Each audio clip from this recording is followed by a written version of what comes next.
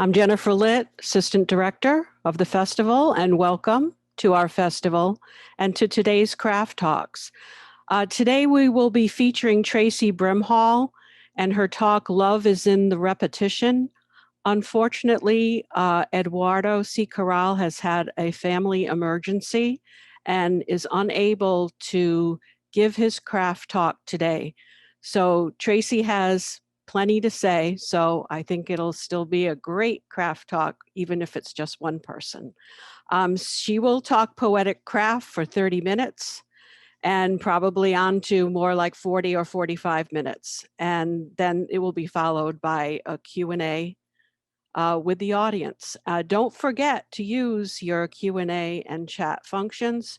Q&A for questions for Traci and chat function for your responses to what you're hearing.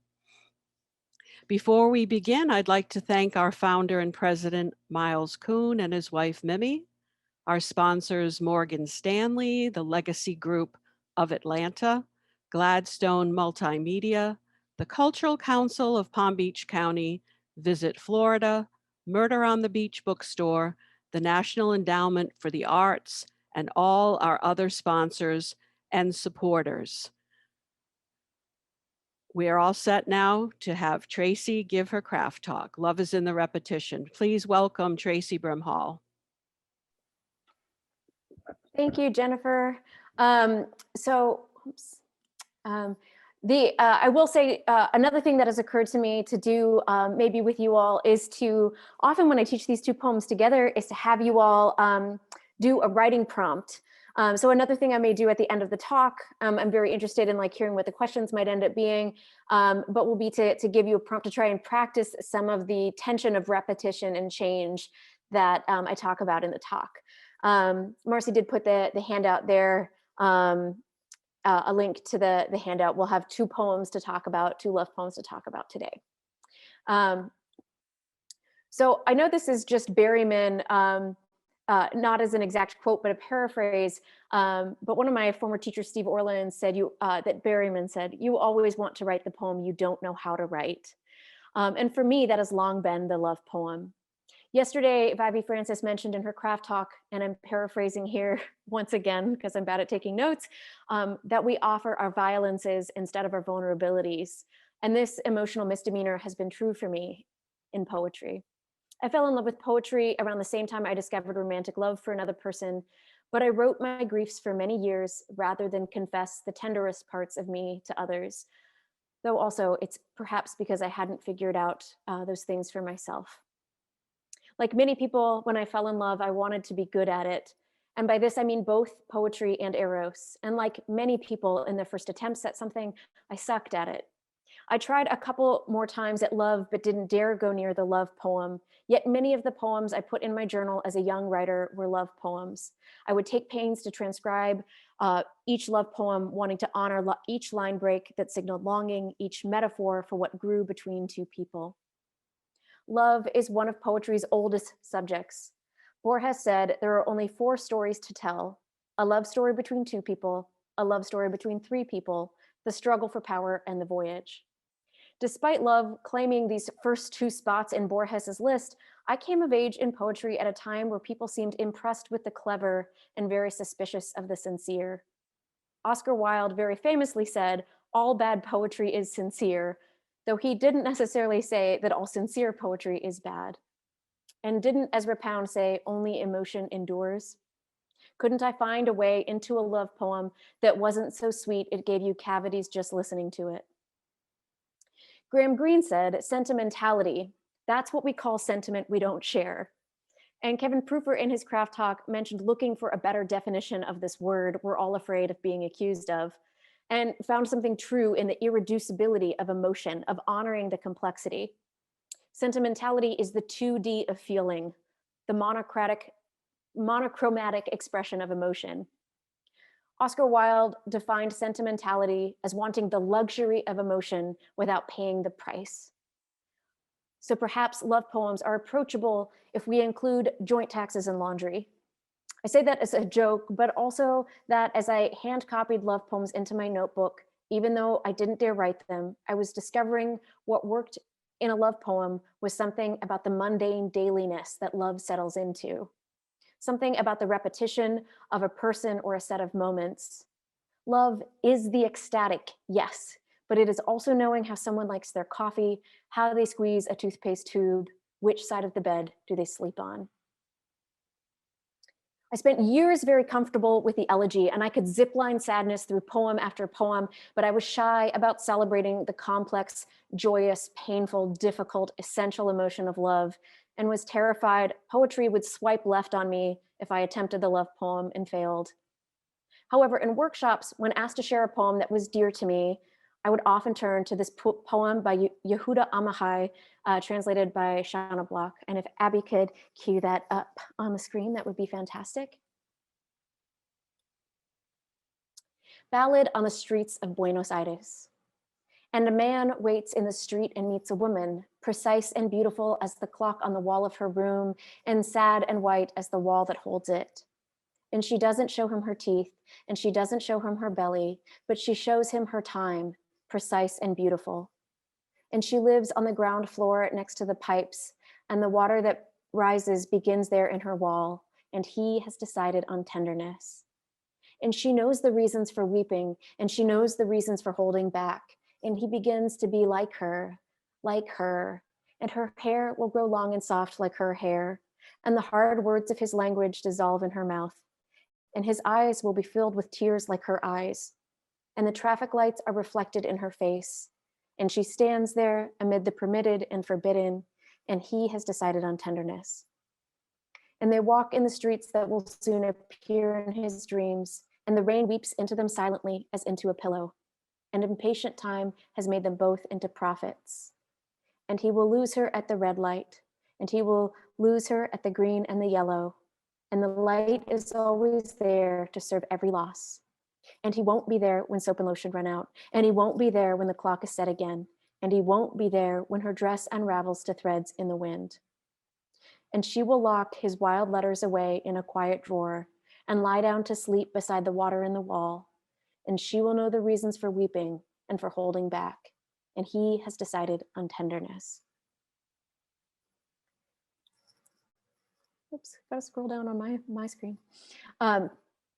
Although falling in love is often associated with a rush, a newness, a sort of cardiac helplessness, what I love about this poem is its use of repetition and the mundane domestic objects that represent the time passing in the love.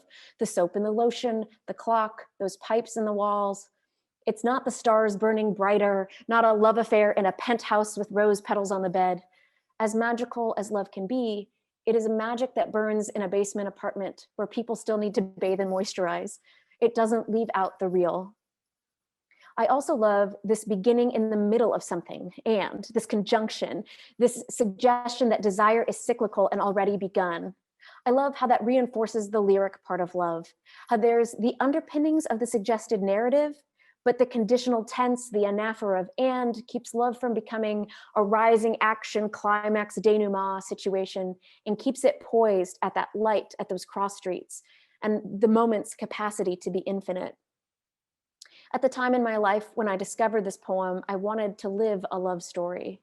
I always want my loves to last. Of course I do. When you know the details of someone's face, mapped their body with your hands, found yourself so drugged by brain chemicals that you would laugh at jokes they've told before, you want to keep doing those things. More and. A love that is inclusive and tireless and. Hearts are greedy little shits. And that mention of time, the clock is mentioned twice, the changing lights signal moments, and the tense switches from present to future. How often do you see a poem do that?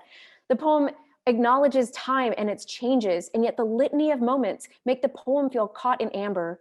Several objects repeat in the poem, but shift their meaning, like water, rain, and weeping, all these forms of water. One of the most significant repetitions in this poem is the refrain, and he has decided on tenderness. Like many successful refrains, it changes meaning over the course of the poem, not just because it's appearing more than once, but because what we have learned from the poem in the meantime changes how we feel about that line when next we encounter it. After we know about the love's ending, we read the tenderness differently. As a hoarder of adjectives in my own poems, I'm also astonished at how Amachai lets this poem run on the steam of its verbs and nouns without an adjective's sparkle and flair. And when he does choose to include them, it's lines like, she will lock his wild letters away in a quiet drawer. Those opposing tensions of wild and quiet are all the more forceful because adjectives rarely appear.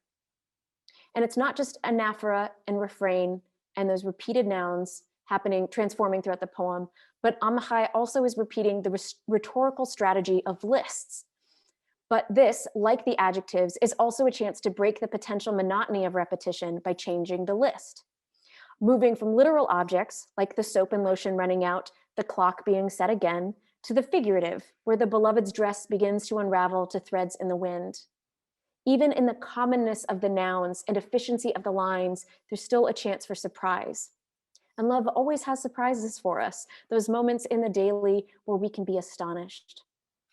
Love is also such a great teacher of innovation and influence. I was just telling my fabulous class today that love is pedagogical and we should be promiscuous in that pedagogy.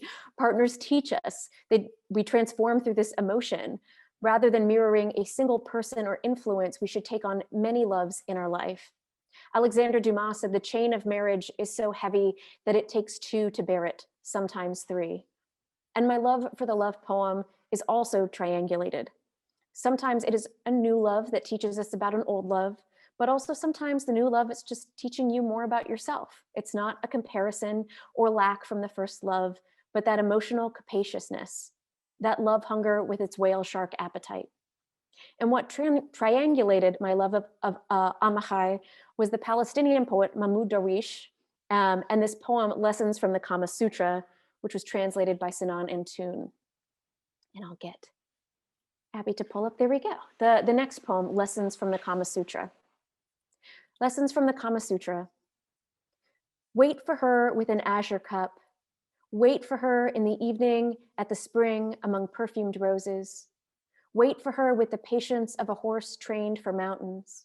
Wait for her with the distinctive aesthetic taste of a prince. Wait for her with 7 pillows of cloud. Wait for her with strands of womanly incense wafting. Wait for her with the manly scent of sandalwood on horseback. Wait for her and do not rush. If she arrives late, wait for her. If she arrives early, wait for her. Do not frighten the birds in her braided hair. Wait for her to sit in a garden at the peak of its flowering. Wait for her so that she may breathe this air so strange to her heart. Wait for her to lift her garment from her leg, cloud by cloud, and wait for her. Take her to the balcony to watch the moon drowning in milk. Wait and gently touch her hand as she sets a cup on marble. As if you are carrying the dew for her, wait. Speak to her as a flute would to a frightened violin string, as if you knew what tomorrow would bring. Wait and polish the night for her, ring by ring. Wait for her until night speaks to you thus, there is no one alive but the two of you. So take her gently to the death you so desire and wait. Much like the Amachai poem, this poem has an anaphora helping engineer the poem. Well, we begin with wait for her, wait for her. Darwish makes us anticipate that waiting and then moves its location to the end of the line. I adore that this is a poem about patience, about longing rather than fulfillment. I love that, like Amachai, anaphora compels the lyric, opening and closing on the same word, and all that is contained within is the same restraint. And just like the Amachai contained lines of what the lover would not do, this poem also makes a turn for what not to do as well. I love these statements of negation. I like these repeated conditional statements. For me, it makes it a love poem about good boundaries. It also resists something I see a lot of, I'm just gonna type it and say often the historical heterosexual love poem where the beloved is an object rather than a subject. Here, the beloved has agency and most of the strong verbs of the poem belong to her. She gets to show up with birds in her hair whenever she damn well pleases, and she gets to take the pleasures from the garden that she wants. She is the one who decides to flash calf in the middle of the poem, but all this must be waited for. The lover's repetitive verb is hold your damn horses. I also love that aside from the leg that's shown in the middle of the poem and some hair, which I confess are the common body parts of a love poem, that the poem does not itemize the beloved's body like the sonnet's infamous Blizon would do. I love that in the Amahai, it is the teeth and belly that are mentioned, though it is in what he will not be shown. I think love poems need hairy knuckles and noses, cellulite and shoulder blades, chipping nail polish, flannel shirts, maybe a callus or two. We love our beloved's specificities, especially those unguarded moments, those intimacies that might only be ours or only shared with a few, like the prize of lint plucked from a belly button. I love the love poem because love is one of the most horrible and terrifying things we do with our lives. It's an experience that demands so much honesty and vulnerability and hope, and inevitable disappointment and failure, and teaches us so much about our own weaknesses. As I often tell students, love stories all end, and the good ones are the ones where you watch that person suffer and die. Either you break up or you have to watch the beloved's body fail them and watch them leave you for whatever unknowable thing lies beyond our present. I did finally accept that writing a bad poem takes as long as writing a good one, and that didn't mean I wouldn't learn. After all, sometimes we spend too long in bad relationships, but that doesn't mean we got nothing from it. I got far enough beyond my writing my own survival that I was able to try the love poem. I try not to fail at love because it's too important. It's important to be careful with other people, but art is a safe place to fail, or fairly safe. Like my failed loves, my failed poems also gave me some pleasures, and I think I may even be getting better at it. What I love about both of these poems is the repetitions, because love is so much the habit of a person. The rituals built out of pleasure and dailiness and patience, the phrases that become a shared language. When I teach these poems together, we talk about the tension of repetition and change, which is the practice of a love. Martha Graham said, "No artist is ever pleased. There is no satisfaction whatever at any time, only a queer divine dissatisfaction, a blessed unrest that keeps us marching and makes us more alive than the others."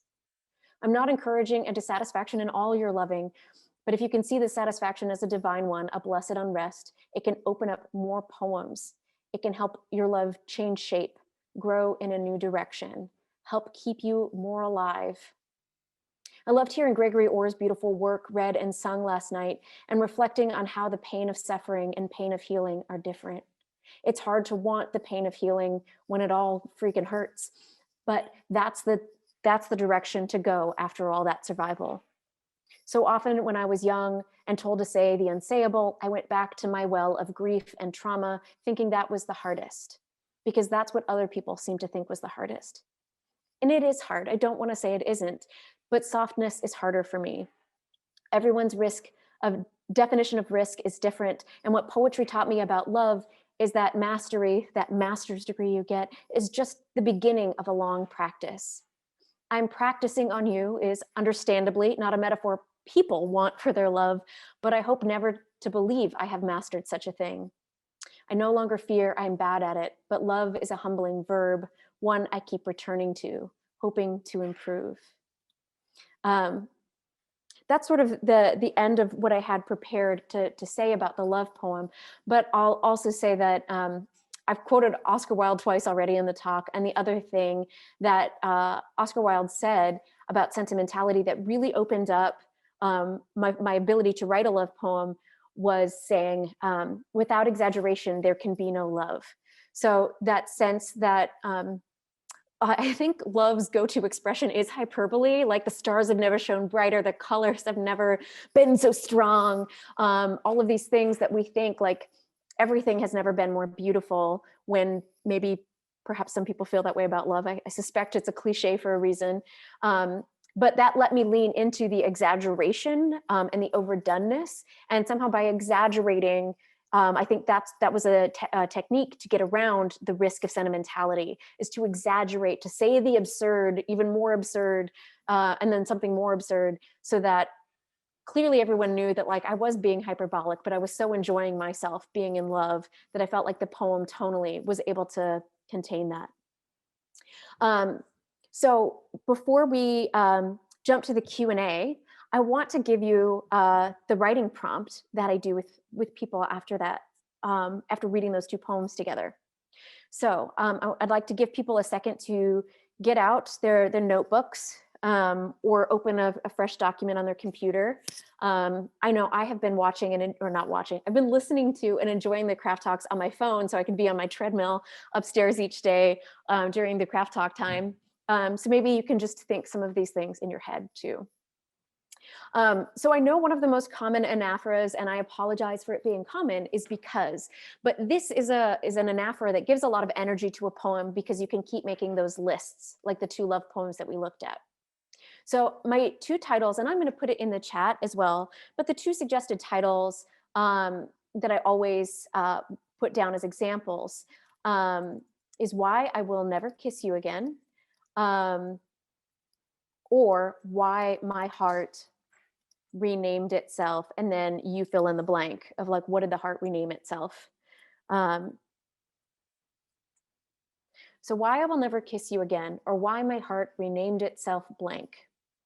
So pick one of those titles, reflect back on a love, or it even reminds me too of the beautiful Stanley Plumley poem that David Baker shared with us yesterday, which I copied down into my notebook because it was so wonderful.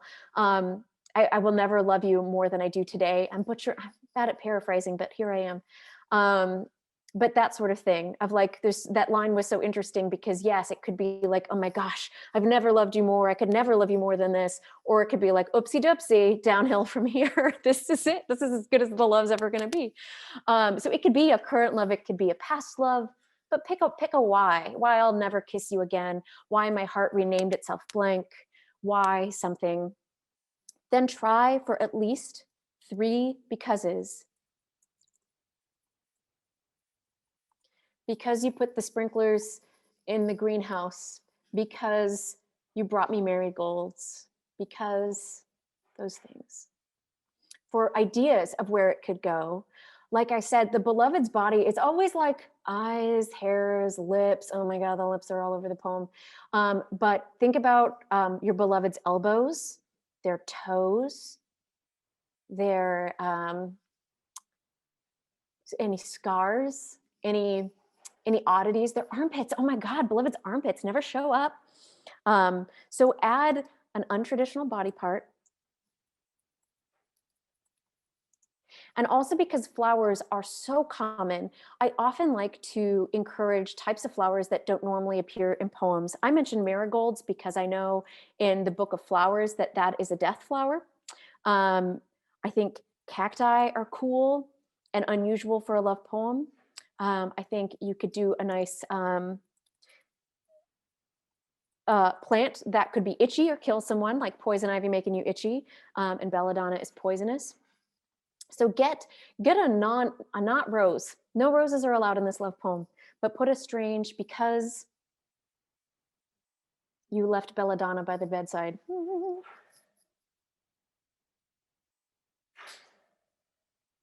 Because you asked me to keep my armpits a secret. I don't know. These are your lines. These are your loves. And at least 3 becauses. And then at some point, abandon the anaphora.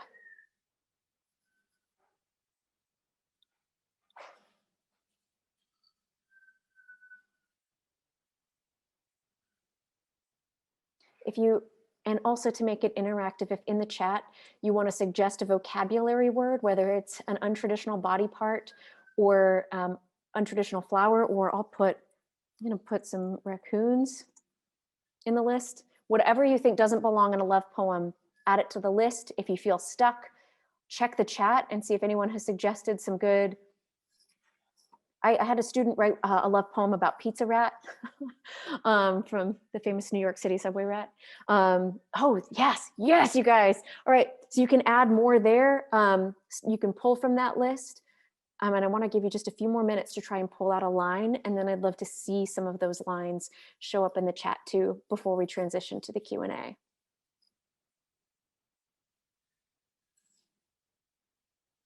Ooh, nice one, Haley.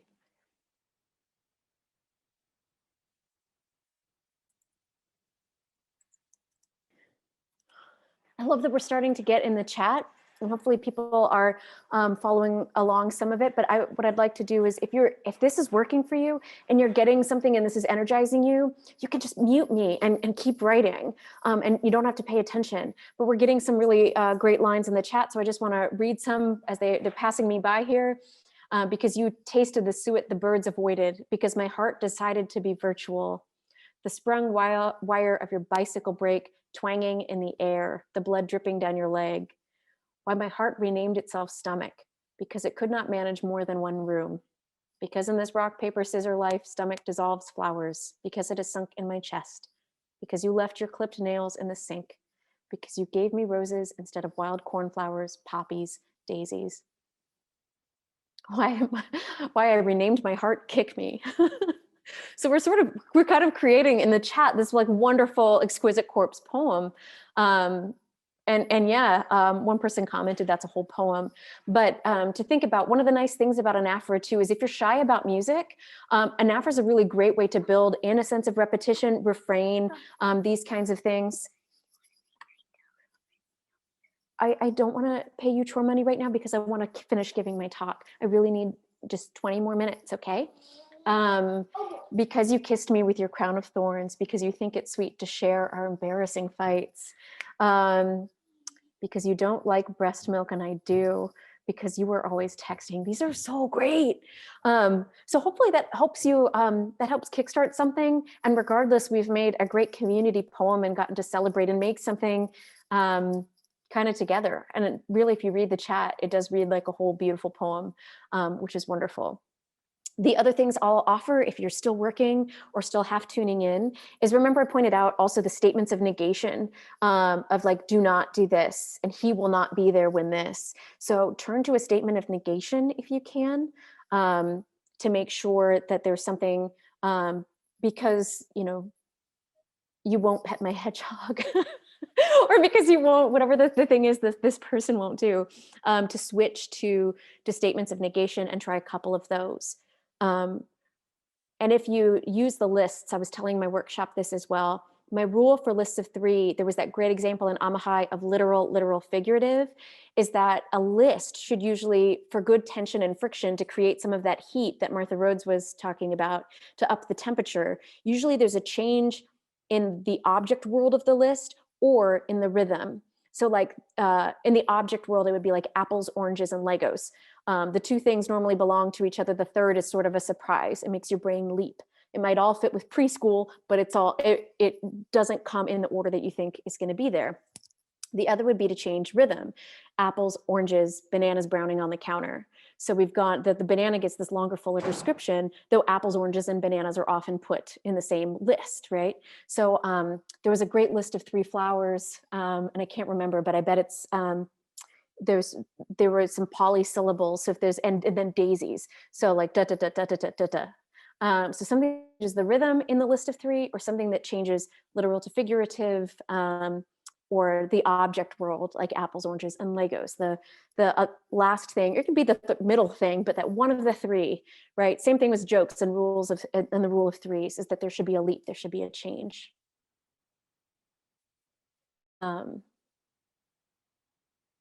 Great, so we're getting some really great lines there in the chat. But hopefully this is helping you think about repetition and change. And I think we often talk about elegy and repetition and how circular that is, but I think a lot of poems that we so often, where we think about the forms and refrains and repetitions that belong in the elegy, I think are very appropriate in the love poem too.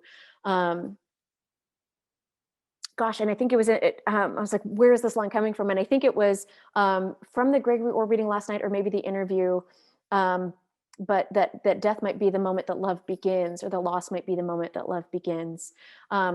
C.S. Lewis, in his book on grieving, which he published under a pseudonym at first, said that that's one of the great tragedies, is that we don't know if those that are gone miss us too, and that he couldn't fully believe his wife was beyond suffering because she might be missing him. And that's a form of missing as well. A Grief Observed, thank you, Sarah, which is a really great book. But I wanted to focus on the love because for so long, grief was the easy thing for me. I could talk about how sad I was all day long, but I couldn't, but trying for love felt a lot harder and more vulnerable than my sadness. Peaches are funky. Y'all have such great lines in here and great comments. But I can also, if there's, hopefully the Q&A will open up maybe some longer talks if people want. But hopefully that also gave you some inspiration for something to start, something to try. And somebody at some point, because I'm losing track of the chat, did point out something too about like how humor lets you get away with something in a love poem. And that I think it's a really good spot. I think most dating profiles probably list like sense of humor as like one of the top desirable traits, but it doesn't show up in often like the love poem or stuff like that. Or comedy is often more about failures as a genre, right? Like than successes. But thinking about how jokes can make their way into love poems as well. So I guess I'll let that sort of wrap up the craft discussion, and hopefully the Q&A too. I'm a really good monologuer. I've got a very strong diaphragm, and I can address other interesting concerns that you all have since we have the extra time today. Hi, Marcy. Hey, Tracy. Thank you so much for that. Both the prompt and the craft talk. It's so cool to see. I feel like we've reached a new level of Zoom writing poems together collaboratively in the chat. Yeah, these lines, by the way, y'all are writing really good lines. I make sure and keep them. If the full poem didn't come together in just this very brief moment, hang on to this, because there's a lot of energy in the things that you're writing. And I definitely want to see where some of those go. Yes. So a quick note to all of you, make sure that if you have a question for Traci, drop it in the Q&A button at the bottom of your Zoom bar. And if you do want to save the meeting chat, I believe if you click on the 3 buttons at the right-hand corner of the chat box, also there's a little thing that says save chat, and you can save your lines, and it also indicates who wrote which lines, so you can see all of that. We do have a couple questions that I want to make sure that we answer. The first question is just confirming what language were the 2 poems written in that you shared? Yeah, the first one. So another interesting thing about pairing these love poems together, which kind of happened organically for me, was that one is an Israeli poet and one's a Palestinian poet. And so Amichai would have been writing in Hebrew, and Darwish would have been Arabic. Awesome. And a follow-up poem for the Amichai poem from David Miller. There are 2 lines that don't begin with "an," and they're both near the start of the poem. Do you have thoughts about these brief breaks in Anaphora? Yeah, so I mean, in general, I think you set up a rule so you can break it. And they're the rules sort of being broken before it's established, right? So where the Darwish does the more wait for her, wait for her, wait for her, and then like, boom, tosses it at the back of the line so that it creates surprise. But I mean, there's also the issue of translation. And I don't speak either Hebrew or Arabic, so I can't speak to what it looks like on the page in another language. But often too, like most rules, if you set them up, you want to break them. I had a whole graduate school class just on Shakespeare sonnets. That's all we did all 15 weeks. And I don't know if there was a single sonnet that obeyed every single sonnet rule.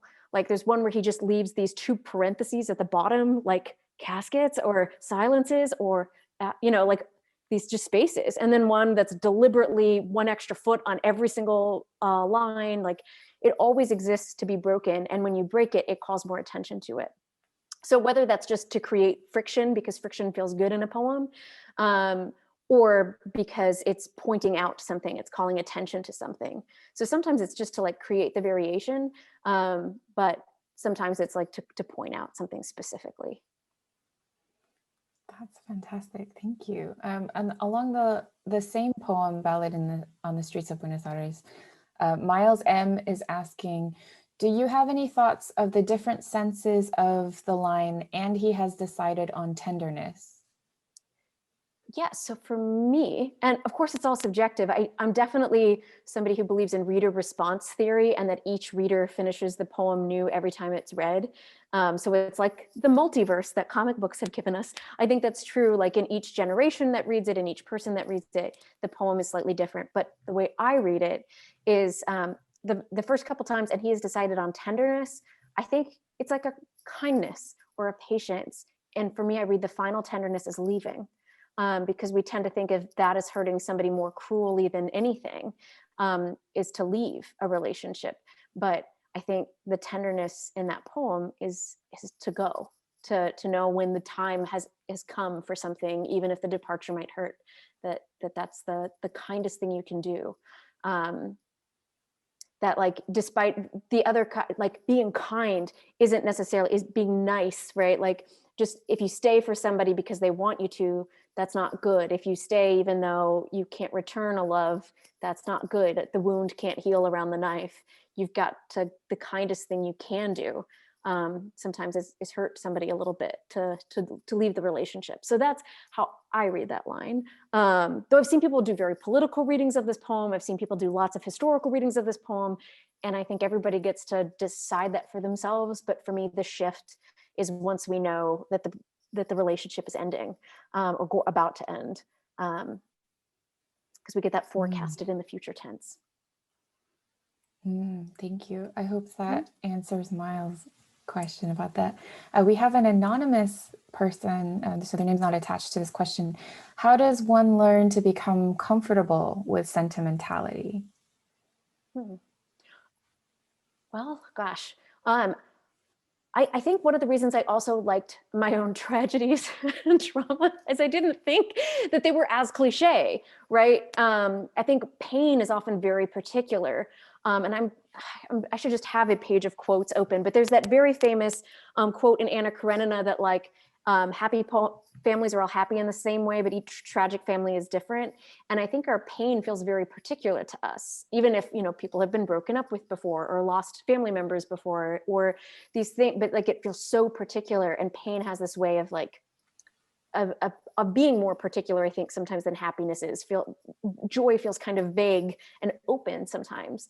So I think that's why I often did practice in tragedy or traffic in my own trauma, because like I knew how to express that and I knew its details. Whereas sometimes in our happiness or our successes, we don't know why we've been lucky in love or in life or in these things.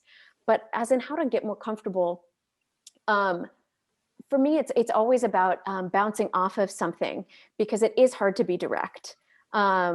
I try to be direct in my loves because I don't want people to have to guess what I'm thinking. But in a poem, I think it's often good to be looking at something else or thinking about something else. There's a Paige Lewis poem, and I'm going to get this wrong. I don't mean to butcher this poem, Paige, I'm sorry. But something about like watching the like long tongue of the giraffe and then thinking about the beloved. It's just like, that's the silliest thing in the world to connect, but it's also maybe a little bit sexy with that long tongue. I don't know. But just like seeing like an awkward animal and being like, oh, my love. It's just so funny. It's so silly. And for me, like I said, when I was just like, oh, I'll just exaggerate. If that's what love does anyway, how about I just really exaggerate? So I think sometimes like thinking about something else or approaching it from the side, most things that I think are difficult, like I've never been able to write a contemporary political poem. I can just couch it in history or persona or something, because I find that hard to be direct about.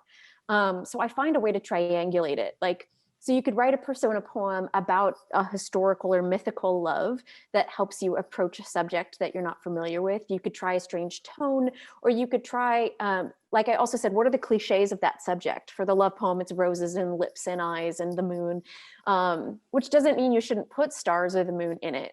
But you know, what's the opposite of those things, or what are the things that give those things tension? Because I think, for me, I always want to be seen. That's the goal of the poem. Even if somebody might not get it, and that's okay, but I'm just trying to communicate in a complex but beautiful way, something that I'm experiencing. And so that's the sentiment. I think you find the circle, you find the way next to it before you go into it and then out of it.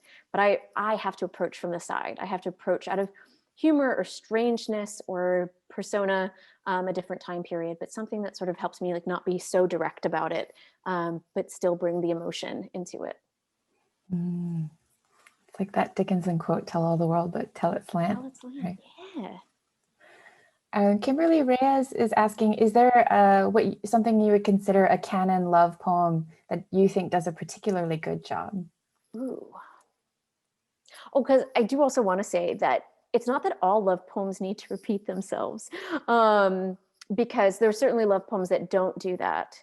And I think gosh, I guess then I have to think of like, what is a canon one?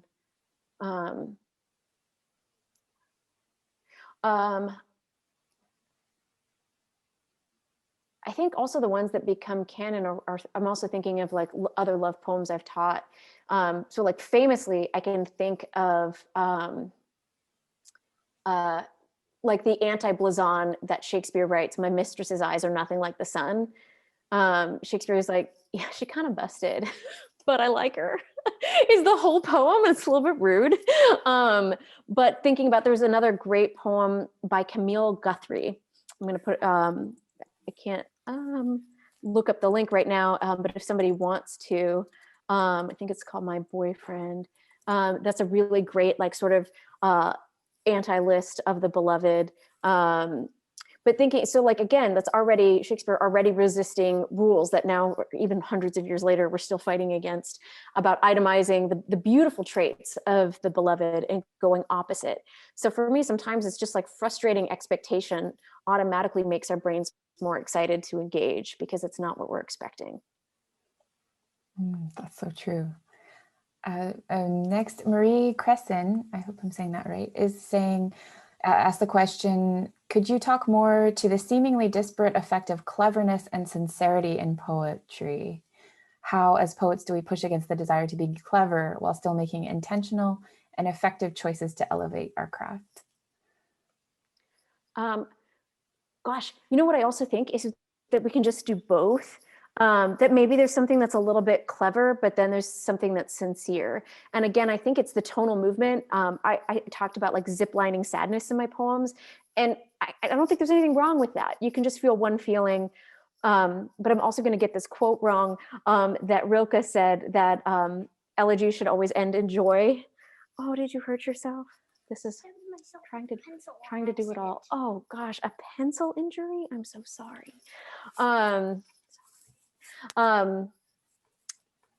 So I think that sometimes by combining or moving, like today in workshop, we were reading this wonderful poem that had like so much energy behind it. But then somebody brought up, like, this line makes me think of a ghost. And I was like, what if this like sassy boppy poem had all of a sudden a moment to reflect on, I moved too fast for the ghost to catch up with me, and then back, right? All of a sudden, again, thinking about tension, because that's my workshop title. All of a sudden having something like, kind of like, oh, dip, that quiet moment, or this like sad kind of reflective moment highlights so much more the energy of the rest of the poem. So I think, and it doesn't have to be equal opposites, right? That could just be one moment in this otherwise very long and energetic poem, sort of helps highlight that, and that tone should move. So I think instead of resisting the cleverness, like revel in that, enjoy that. If that's a strength, that's great. And then just find a moment to like be reflective and emotional, and then go back to being clever, and that's really fine.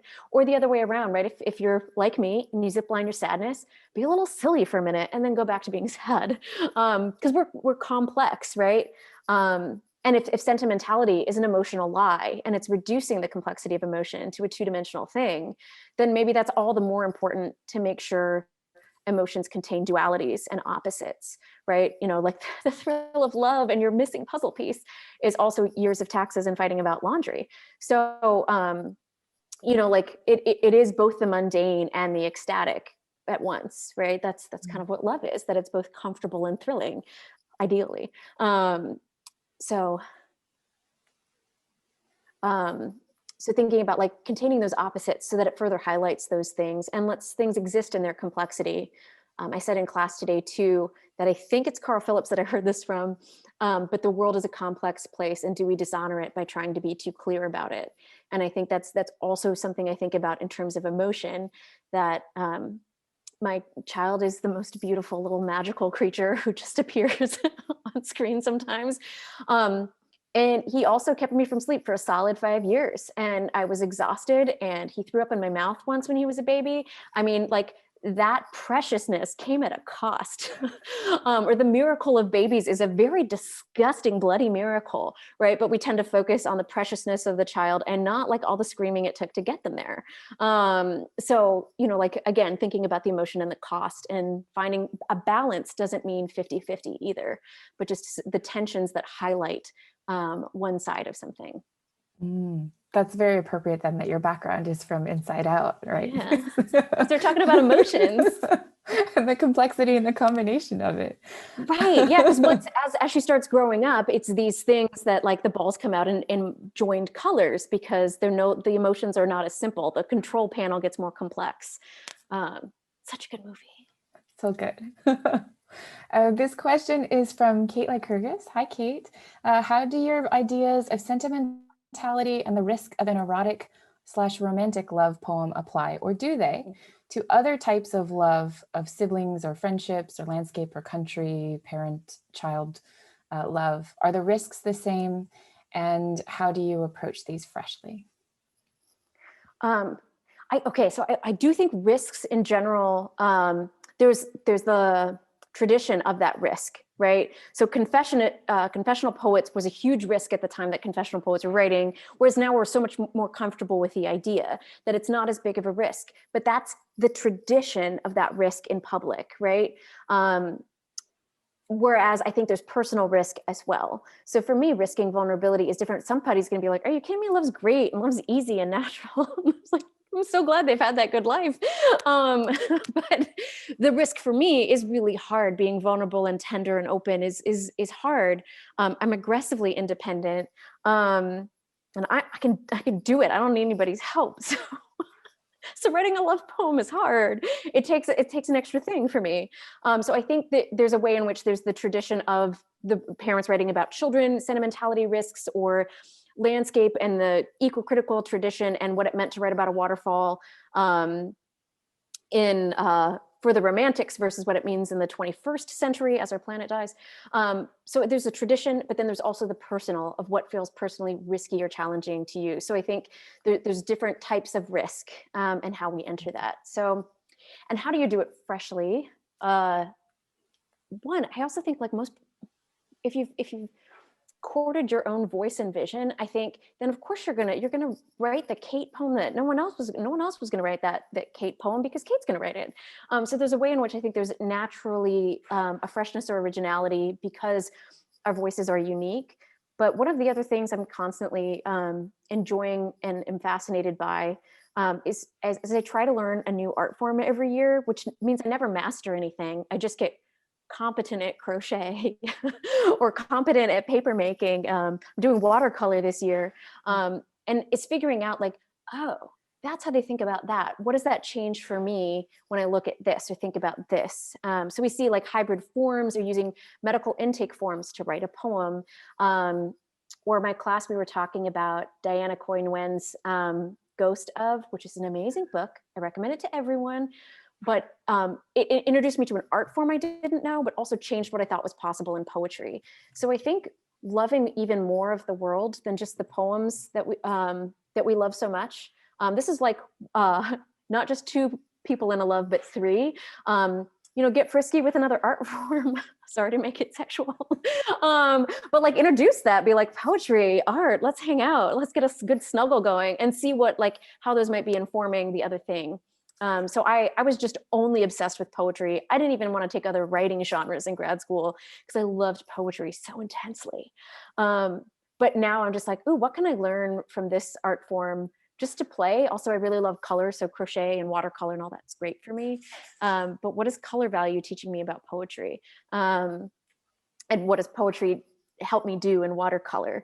So thinking about like learning new things, staying in love with the world, I think will automatically bring fresh things back into the poetry. That's such great advice.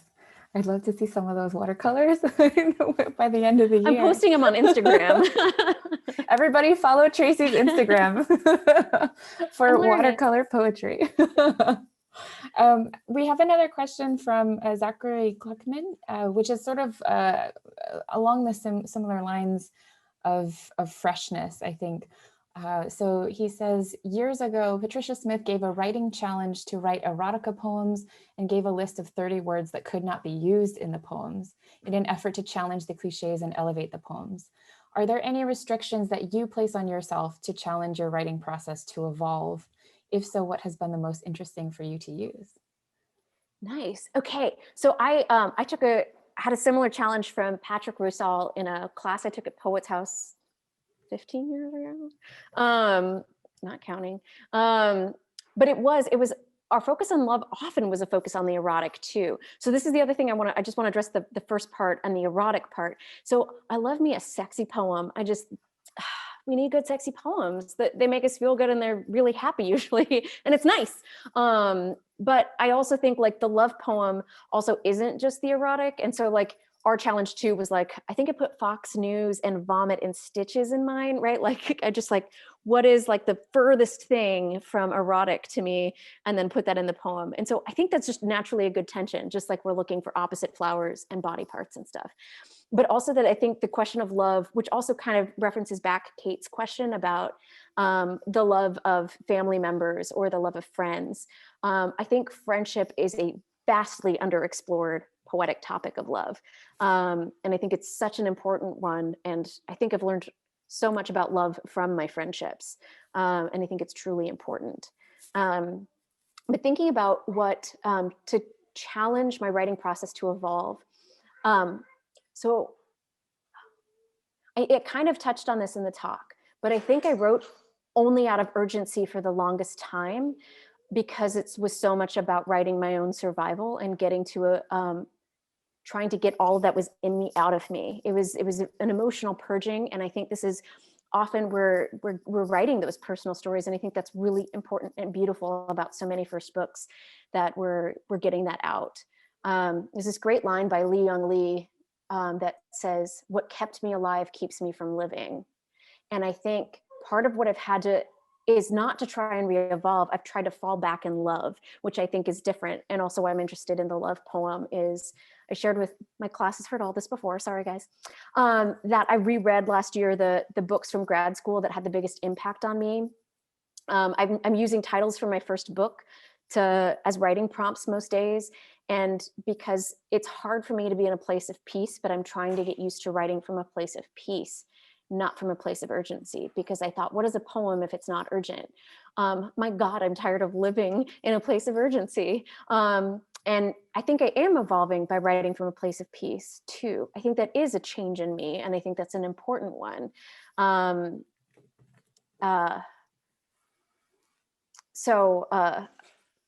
I think that's still an evolution. It just got very quiet and it got to be a return. So it's just like the advice you would give in a couples therapy session of like, what did you used to do that make you fell in love with that person, and go out and, play disc golf together again, get some orange soda and sit on the cliff and watch the sunset. Is that they like, it's about returning to what first lit that spark. So I tried to return to the sources of inspiration, return to the first things that made me fall in love, because anything you love for decades can get a little stale. And so I think, I love other art forms. I triangulate my love. And I think that does continue to teach me. But I think the biggest evolution is just, what does it mean to write out of a place of comfort or relative peace, and compared with the urgency and survivorhood that I had to write out of when I first began, which doesn't make that wrong. Those were important steps, but I don't want to have to always be in a state of urgency or surviving something to write. That's powerful. Yeah. I think this is a follow-up question from Tim Seibles. Hello, Tim. Hey, Tim. When you learn a new art form, do you ever struggle to let it go? And do you ever develop a love for the new art form that competes with poetry? So I still I've been crocheting for years.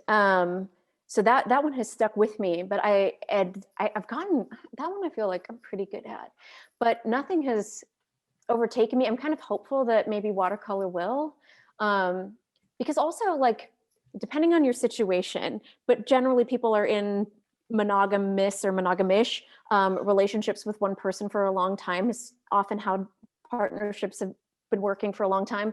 But I get to have like a full-on affair and not hurt anybody's feelings. So what is really nice is even if it did take over, what a cool blessing. Like one of the things I love about the new art form is that the aha moments happen every single day. I'm just like, oh my God, okay, I get how to use, okay, the brush has to have this much, tap the thing, the water, and the color, oh my gosh, the way this color palette works. And I just learned this new thing about color theory yesterday, totally blew my brain open. Whereas with poetry, I'm not having super big aha moments that much lately. So I get all of my little excitement from my, new art form and my steadiness and my steady relationship with myself and my art from my poetry. So I think there's satisfying something different in me. If it took over, cool. Bye poetry, it's been fun.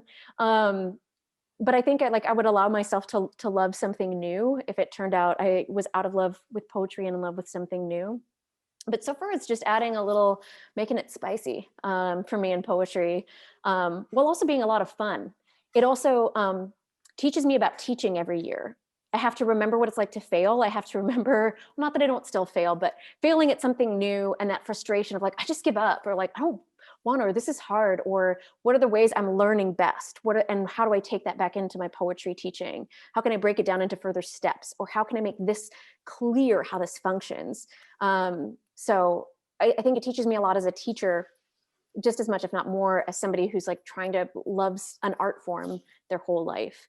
But yeah, if it took over, I think I just let it, because poetry's feelings wouldn't be hurt. Like poetry's not going to call me up and be like, how'd you do me wrong like this? So it's okay. But so far it hasn't. It's just become another way to make something. And I've really liked being able to make things that I can give to people. Not that people don't like poems, but like my dad's never read a poem of mine that he understood. So, it's nice to give someone a blanket and everybody knows how that works. So, but that's really fun and nice to like be able to have something that allows me to give to people in a different way. Oh, that's wonderful. I love that you give away this new art product. So the product of all of it. I think people are very interested in the fact that you take on a new art form every year, you said, right? Mm-hmm. So Haley is asking, as a follow-up to Tim's question, you answered a little bit about wanting to give up and pushing past that feeling. But could you talk about elaborate some more of those methods that you use to push past? Like, do you stay for the year? Like you force yourself to stay with it for the full year, even if you want to give up? How do you encourage yourself to do that? I think she's asking. You have to practice every day for 100 days and then you can give up. So that's only 1/3 of your year. You don't have to do it for the whole year, but you'll still learn something in 100 days. And my friend asked the other night, she's like, what's your favorite thing about watercolor? And I said that I don't know what's going to happen. Like every day, it's genuinely an adventure. And I have no idea what I'm going to learn from it that day. And it's exciting. I might never produce anything that's worth showing off, though I've already given a painting as a gift. And that was really exciting for me. But I do, oh my God, I was like, why did I ask for this? In part, like I've always wanted to paint. I've always wanted to make more art. But the reason I'm a poet is because I could be poor and be a poet. It didn't cost a lot of money for paper and pencil. And if I used backs of envelopes, I didn't ruin anything. I didn't cost any money to love something. Whereas painting, I was like, are you kidding me? The cost of those canvases and paints, and that just felt so risky. Like, how could I ask for that? Because what if I was so bad at it that everything I did was terrible? And how this is my stuff, right? Like, I'm not worth it. I'm not worth the cost of those things. I couldn't make a mark on that canvas because if I made a bad one. And one of the reasons I think I love watercolor too is comparatively to other visual art forms, I find it very cost effective. It's not super expensive. So I feel like, okay, well, if I, and I tend to use practice notebooks rather than larger pieces of paper, which is another thing I was recommending to my students, by the way, is lower the stakes, right? If you're feeling super anxious about like writing poems or like you're afraid it's not going to be good, I have days that I call, these are my bad poem days. This is the 2 days a week I write a bad poem. Then if it turns out to be good, cool. But these are just the 2 days I've already set aside to write something terrible. And then it's no big deal. Then I just did what I needed to do. Just like Sometimes I have slow running days. And sometimes you know ahead of time, like, this is not the day to push myself. But that's okay, right? You still you got out there, you did something good for your heart. And same thing with the poem. You get in there, you do something good for your heart, and you get on with your day. It feels way better when you write something you like. But you already set aside that day to write a bad poem. So you write the bad poem and it's no big deal. But to have days that you mean to practice, you're trying out techniques, you're rolling metaphor dice and, playing that way, or you've got a sound exercise you're trying out. So I think those books too, I still use my writer's companion book, doing those exercises, just picking an exercise at random to just do and try. It doesn't matter that it's good. You're not trying to write well. You're trying to write bad that day. Easy peasy. So I try lowering the stakes because I feel like in other art forms, my brother's a musician. He knows to do scales. That's just part of the thing that you do. Artists will sketch often before they draw. They'll do a study in that. They'll do their color palettes ahead of time. But somehow we feel like when we sit down with a poem, the muse comes down and it flows out of us and it's natural. Whereas all of these other art forms, there's a lot of built-in practice, a lot of tuning the instrument, a lot of these other things. But somehow for poetry, it's got this mystic glow around it. We don't feel like there should be some sort of prep or practice around it. I love that. That's a great reminder that it is still a practice. I think this is the last question. It's from an anonymous attendee. So they are really interested in any contemporary writers that you're reading, any books that are striking your fancy, any lyrical poetry, love poetry. What are you interested in right now? Well, I just got and haven't started reading yet, but I'm very excited to get to it. I actually have, after things end on Saturday, I have a whole pedicure and poetry and Lego weekend planned for myself, and I'm very excited. But I got Ross Gay's Beholding, which is Ross Gay's new book. If you like joy at all, even a little, just read Ross Gay. Ross Gay's both collection of short essays as well as poems have just been so full of joy lately, and I thoroughly recommend it. But wait, okay, so it was about not wanting anger, intensity, and joy. I think Amy Nezuko-Matado is another person who continually leans toward delight and cares about delight in a poem. And let's see if I can think of one more person that I think does delight. I'm trying to look at, my shoe rack is now my bookshelf because I brought everything home a year ago, thinking it was temporary, and here we still are. Okay, then my other recommendations will be Dead People, which is Jack Gilbert and Linda Gregg, who were also on my list of people to reread last year. And so I think that there's a lot of celebration in a lot of those poems. So there's a touch of grief too. But those would be my dead friends. Not that we were friends in real life, just in terms of poetry friends in my heart. Those would be two other people I would recommend as well. What a great list. And I see people are putting them in the chat. So if you missed cool. some of those names, make sure to save this chat, not just for your poetry prompt from before, but also these wonderful recommendations. That concludes, I think, our Q&A. Traci, thank you so much for your generosity and your wisdom today for the craft talk and writing prompts and answering everyone's questions. Just a quick reminder to everyone that right after this, we will be opening the virtual book signing on Zoom. So Traci will be joining us. You can have a moment in our breakout rooms. She'll sign a book plate for you and chat with you about any questions we may not have answered or that you may not have had time to put in the Q&A box. So be sure to join us there. And also today we have at 4 o'clock in about 45 minutes, we have our second round of YouTube playlists for the virtual open mic. So yesterday's playlist included Laure-Anne Bosselaar's workshop, Traci Brimhall's workshop, and David Baker's. And today's will include Vievee Francis and Eduardo C. Corral and Kevin Prufer's workshops. And so I'm going to drop the YouTube playlist link. Once it goes live at 4 o'clock, it'll stay up there, so you've got some time to enjoy it. And also, if anyone wants to join us tonight, this is also a reading not to be missed at 8 o'clock. our midweek reading with Laure-Anne Bosselaar, Kevin Prufer, and Martha Rhodes, and they will also be doing book signings in the virtual bookstore afterwards. Thank you again, everyone, for being here. Real quick, Jenna, if you look down, at least for me, down where it says, Susan's got it, down at the bottom, it says panelists, and to the right-hand side, right above where you type your messages, there's a 3 dots and it says save chat. Yes. Yeah. So I don't know about the iPad. And the chat will save. Oh, okay. It says, all right, I'm that's a good saving the question. chat, show in Finder, and then maybe I can post it. Show in Finder. Okay. Yeah, I also saved it. I think Susan, it saves to the cloud, so you can email any one of us and we will send you a copy of it. Okay. It's a text file, so it's very basic, but it will open on any, Okay. It should open on any Okay, I'm trying device, to see if it we will let me have add an attachment. Oh, like it's not letting me add an attachment. Oh, webinars don't add attachments, but meetings do. But we will just reach out to us if you aren't able to save the chat, and we'll get it to you. Okay. Thank you again. Thank you again, Traci. Huge thanks to all the attendees and the festival staff, and always Miles and Mimi for making this entire space possible.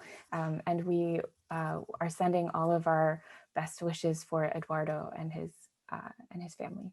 We'll see you all tonight. Have a great afternoon. Bye.